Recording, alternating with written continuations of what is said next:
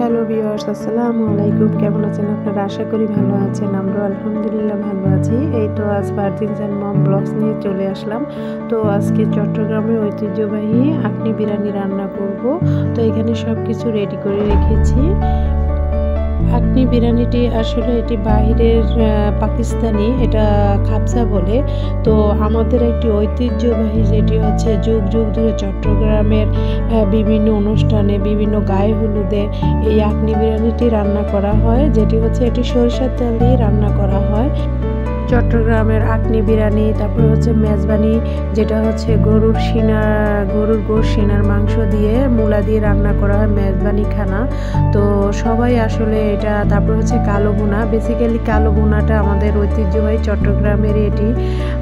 তো আর কি বলবো, এখন এটি দেখছি কালো ভুনা আউট ডিস্ট্রিক্টও দেখছি ইনস্ট্যান্ট তৈরি করে কালো ভুনা। তো এটি আসলে কালো ভুনা হয় না।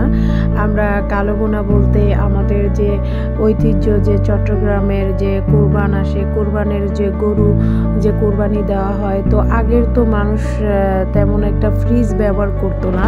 তো সবাই, চট্টগ্রামের একটি ট্র্যাডিশন আছে যে আপনার যে গরু একটি করে কোরবানি দেওয়া হয়, যার ফলে এই কোরবানির বস্তুগুলো সবগুলোই রান্না করে ফেলতো। তখন তো ফ্রিজের তখন ছিল না, তারও ঘরে ঘরে তখন ফ্রিজ ছিল না। তো সেই গরুর গোশগুলো রান্না করার পরে যে থাকতো, তারপরে সেগুলোই কালো ভুনাতে পরিণত হতো।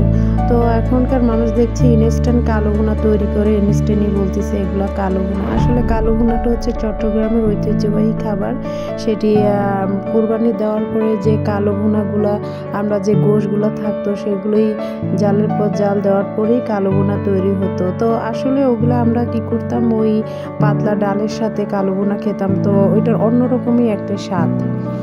যদি আমার খাবারের রেসিপিটি ভালো লাগে, চট্টগ্রামের ঐতিহ্যবাহী, তাহলে অবশ্যই আমার চ্যানেলটি লাইক এবং সাবস্ক্রাইব করবেন, তাহলে নিত্য নতুন ভিডিও পেতে।